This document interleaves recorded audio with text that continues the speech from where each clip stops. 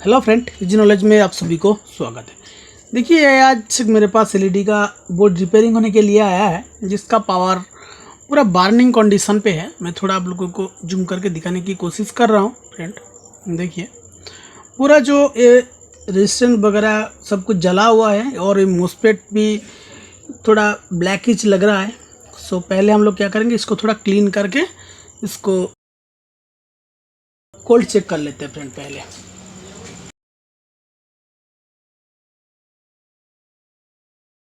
पहले थोड़ा cold check कर लेते हैं। फ्रेंड मल्टीमीटर को डायोड रेंज पे कर दिया हूँ। पहले इनपुट को हम लोग चेक कर लेते हैं। पहले क्या करते हैं, एसी में कुछ शॉर्टिंग है या नहीं है देख लेते हैं। फ्रेंड देखिए, टोटल एनसी हालत में है। और ये जो मोस्फेट है, मोस्फेट को एक बार देख लेते हैं। मोस्फेट को देखने से पहले जो फिल्टर कैपेसिटर है, इसका हालत देखिए, इसमें कुछ शॉर्टिंग बता रहा है या नहीं बता रहा है। कुछ शॉर्टिंग नहीं बता रहा है। फ्रेंड मोस्फेट को थोड़ा देख लेते हैं। देखिए, मोस्फेट फुल्ली शॉर्टेज बता रहे हैं, मोस्फेट फुल्ली शॉर्टेज। हम लोग क्या करेंगे, मोस्फेट को रिमूव कर देंगे। और इसमें जो PWM आईसी है, ये आईसी किस हालत पे है थोड़ा देख लेते हैं। देखिए, आईसी भी ब्लास्ट हो गया। फ्रेंड आईसी एक साइड थोड़ा डैमेज हो गया। हम लोग क्या करेंगे, ये मोस्फेट और PWM आईसी को रिमूव करेंगे।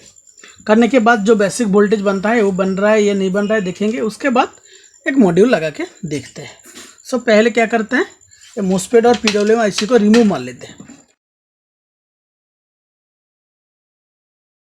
पीसीबी को थोड़ा ऊपर कर लिया हूँ, क्योंकि पीसीबी के नीचे ग्लास है। पहले हम लोग क्या करेंगे, ये जो मोस्फेट और PWM आईसी को रिमूव कर लेते हैं।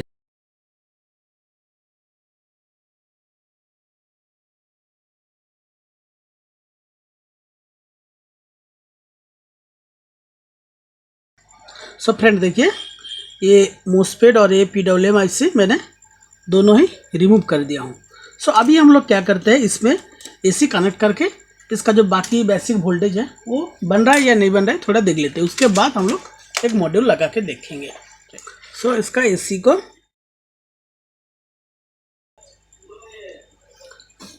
एसी कनेक्ट कर दिया हूँ। अभी एक बार इसको पावर कनेक्ट करके बाकी जो वोल्टेज है वो बन रहा है या नहीं बन रहा है, किस हालत पे है, एक बार देख लेते हैं। मल्टीमीटर को ले लेते हैं। फ्रेंड मल्टीमीटर को क्या करते हैं, पहले एसी रेंज पे रखते हैं, क्योंकि एसी कितना बन रहा है पहले देखते हैं। पावर कनेक्ट कर दिया हूँ।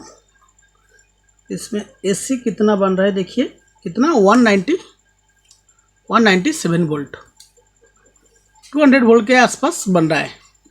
फिल्टर कंडेंसर पे डीसी को एक बार मेजर कर लेते हैं। फ्रेंड देखिए, फिल्टर पे डीसी कितना बन रहा है, बहुत ही लो बन रहा है 183। मगर इसमें एक्चुअली बनना कितना चाहिए, उसका जो पॉलिसी मैंने आप लोगों को क्या बताया था कि इधर बन रहा है 197, मल्टीप्लाई क्या करना है 1.414 इक्वल्स कितना होना चाहिए, 287 के आसपास वोल्टेज होना चाहिए, 287। डीसी कितना बन रहा था, 185 के आसपास बन रहा है। फिर भी एक बार देख लेते हैं। देखिए, डीसी कितना बन रहा है 184 और एसी 197। अभी क्या करना है, पहले ये मेन फिल्टर को चेंज करना है। इतना फिल्टर पे लो वोल्टेज बन रहा है। हम लोग पहले क्या करते हैं, इसको थोड़ा डिस्चार्ज मार लेते हैं। इसमें देखिए, इसमें सप्लाई थोड़ा भी नहीं है, मतलब कैपेसिटर भी फुल्ली डैमेज है। उसके लिए हम लोग क्या करते हैं, पहले कैपेसिटर को बदलते हैं। देखिए फ्रेंड, एक्चुअली होता क्या है, प्रोसेस के बारे में, बेसिक के बारे में अगर आपका जानकारी सही रहेगा तो काम करने में दिक्कत उतना नहीं आता है। देखिए, एक कैपेसिटर भी देख पा रहे हो, थोड़ा फुला हुआ लग रहा है। पहले क्या करते हैं, कैपेसिटर को रिमूव करते हैं। कैपेसिटर को रिमूव कर दिया। कितना वैल्यू देखिए 33,500 वोल्ट। मेरा पास एक है 68,450 वोल्ट। चलो ये भी चलेगा। सो इसको एक बार कनेक्शन कर लेते हैं। थोड़ा बड़ा वाला कैपेसिटर है बट इधर लगेगा या नहीं पता नहीं। ओके, भी ऐसे एक बार लगा के देख लेते हैं, नहीं तो छोटा ढूंढेगा किधर मिलेगा। मेरा पास तो अभी फ़िलहाल नहीं है। बाकी जो प्रॉब्लम है वो हम लोग रेडी हो रहा है या नहीं हो रहा है उसको देखते हैं।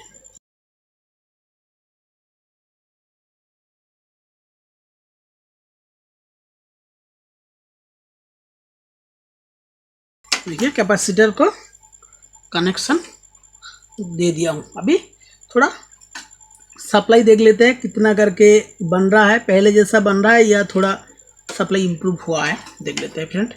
और कनेक्ट करते हैं। अभी डीसी देख लेते हैं कितना करके बन रहा है, पहले जैसा या उससे ज़्यादा। देखिए कितना बन रहा है 271। मतलब अभी इसका जो डीसी सप्लाई बराबर काम कर रहा है।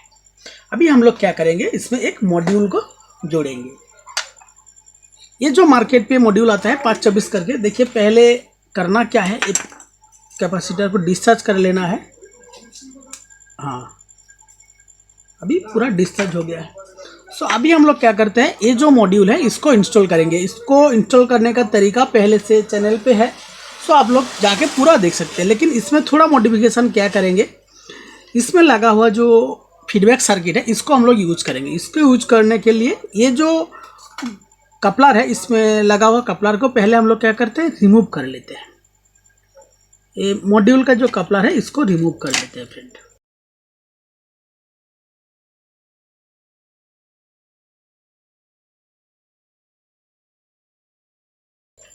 एक कपलर को हम लोगों ने रिमूव कर दिया हूँ। देखिए एक्चुअली फीडबैक सर्किट कैसे काम करता है।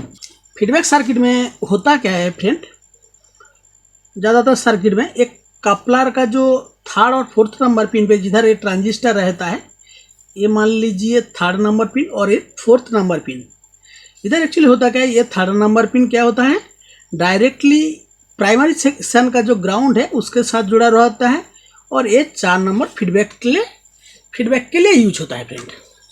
देख पा रहे हो साथ, ये फीडबैक के लिए यूज होता है।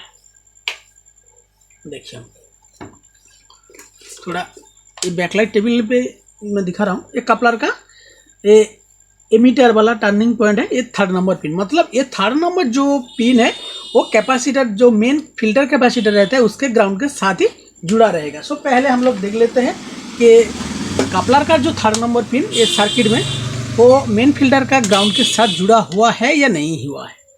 सो पहले देख लेते हैं। ये बैकलाइट टेबल को मैंने ऑफ कर दिया हूँ और ये मीटर को कंटिन्यूटी रेंज पे। एक कपलर का नंबर देखिए फ्रेंड, ये 1, 2, 3 और 4th। सो थर्ड नंबर जो पिन है ये यही है थर्ड नंबर पिन। इसको देखते हैं। ये जो कैपेसिटर देखिए इस तरह कैपेसिटर का डॉट पॉइंट देख पा रहे हो, मतलब यही ग्राउंड वाला टर्मिनल है, इसके साथ इसका थर्ड नंबर पिन पे कनेक्टिविटी है या नहीं है देख लेते हैं। देखिए कनेक्शन है, मतलब इसका fourth number pin directly feedback के लिए यूज हो रहा है। सो ये जो 524 का मॉड्यूल है इसमें भी वही सर्किट यूज हुआ है। सो उसके लिए हम लोग क्या करते हैं, ये जो येलो वायर को हम लोग ऐसे रिमूव मार लेते हैं सर्किट से। रिमूव मार के क्या करते हैं, ये जो फीडबैक सर्किट में जो कपलर यूज हुआ था उसका जो थर्ड नंबर पिन तो ग्राउंड के साथ है या नहीं है एक बार देख लेते हैं। ग्राउंड के साथ मतलब ये जो ब्लैक वायर है इसके साथ जुड़ा हुआ है या नहीं है। कपलर का 1, 2, 3 यही नंबर पिन है, इसको थोड़ा देख लेते हैं। थर्ड नंबर पिन, हाँ देखिए ग्राउंड के साथ। मतलब अभी हम लोग क्या करेंगे, कपलर का इसमें लगा हुआ जो कपलर है इसका जो फोर्थ नंबर पिन एक कपलर का फोर्थ नंबर पिन के साथ जोड़ेंगे। तभी क्या होगा, इसमें जो फीडबैक है यही काम करेगा, इसका जो फीडबैक सेक्शन है इसको काम करेगा नहीं। तो पहले हम लोग क्या करते हैं, देखिए ये फोर्थ नंबर पिन में ये येलो वायर को हम लोग जोड़ देते हैं। इसमें एक्चुअली होता क्या है फ्रेंड, कंपनी ने जो मदरबोर्ड को डिजाइन किया है उसमें जो फीडबैक है वही ओरिजिनल फीडबैक ही काम करेगा उसके लोड के हिसाब से, और इसमें कुछ ज़्यादा छेड़छाड़ करने की ज़रूरत नहीं है। ये जो ब्लू वायर है इसको आप लोग रिमूव कर सकते हो, और इसका जो रेड वायर है ये मोसपेट का जो ड्रेन वाला पट्टा है उधर जोड़ना है। ये ड्रेन देखिए, हाँ ये ड्रेन में क्या करना है, ये 524 का रेड वायर को जोड़ देना है, और ब्लैक को डायरेक्टली एक ग्राउंड के साथ इसको मैं जोड़ देता हूँ, जोड़ दिया। और ये जो येलो वाला वायर है, येलो वाला वायर को क्या करना है, ये ऑप्टो कपलर का जो 4th नंबर पिन है उसके साथ जोड़ना है। ये 1 2 3 और 4th नंबर पिन के साथ मैं जोड़ देता हूँ। 4th नंबर पिन के साथ देखिए जोड़ दिया हूँ कपलर का। इसमें कपलर नहीं है फ्रेंड, ये ब्लू वायर बाद में हम लोग रिमूव मार लेते हैं। तो अभी क्या करते हैं, इसमें पावर कनेक्ट करके देखते हैं कुछ पावर बन रहा है या नहीं बन रहा है। देखिए अभी क्या करते हैं, आउटपुट सप्लाई क्या कुछ बन रहा है या नहीं बन रहा है हम लोग एक बार चेक कर लेते हैं फ्रेंड। मल्टीमीटर को ऐसे पावर देके देखते हैं, बट एक चीज़ याद रखना है फ्रेंड, हर टाइम पावर देने से पहले सीरीज में देख के देना चाहिए। सो देखिए अभी पावर में कनेक्ट कर दिया हूँ तो 12 वोल्ट बराबर बन रहा है, मतलब हमारा जो ये एसएमपीएस अभी रेडी कंडीशन पे है। और इसका जो देखिए सेंसर वाला जो एलईडी है ये भी ग्लो करने लगा है। और ऑडियो का भी कुछ दिन पहले ये ऑडियो का आईसी डैमेज हो गया था तो मिला नहीं, इसके लिए मॉड्यूल लगाया था, उसका भी पावर देखिए ये बराबर तरीके से चल रहा है। मतलब अभी ये जो सेट है बराबर रन कंडीशन पे है। सो देख लेते हैं कि इसका जो सप्लाई है ये पैनल सप्लाई बन रहा है या नहीं बन रहा है, इसका स्टैंड बाय रिलीज हुआ है नहीं हुआ है। सो एक बार देख लेते हैं फ्रेंड। देखिए इसमें कुछ पैनल सप्लाई नहीं, पैनल सप्लाई कुछ भी अभी तक नहीं बनने वाले, मतलब ये स्टैंड बाई कंडीशन पे 1.6 वोल्ट ऐसे कुछ दिखा रहा है। बट इसका जो बाकी सप्लाई थोड़ा देख लेते हैं, या 12 वोल्ट सही से देख लीजिए कितना करके बन रहा है फ्रेंड। हाँ 12 भी बन रहा है। और इसका जो 3.3 वोल्ट देखिए फ्लैश मेमोरी का नंबर 8 नंबर पिन पे देखिए कितना करके 3.3 बन रहा है। 3 4 5 6 7 8 नंबर पिन पे देखिए 3.3 बराबर। सो अभी एक बार क्या करते हैं, रिमोट से स्टैंड बाय रिलीज करके देखते हैं, और नहीं तो बाकी हम लोग बाकी जो वोल्टेज है देखेंगे। हाँ रेड लाइट अभी देखिए ऑफ कंडीशन पे आ गया। अभी पैनल सप्लाई एक बार देख लेते हैं, कुछ पैनल सप्लाई बन रहा है या नहीं बन रहा है। देखिए पैनल सप्लाई, सॉरी इधर पैनल सप्लाई बनेगा। हाँ देखिए पैनल सप्लाई भी बराबर 12 वोल्ट भी बन रहा है।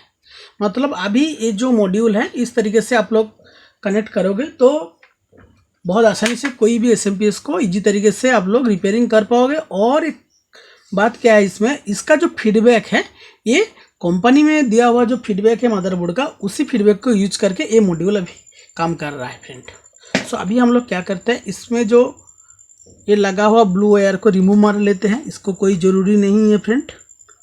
ये देखिए इसको मैं रिमूव मार लेता हूँ।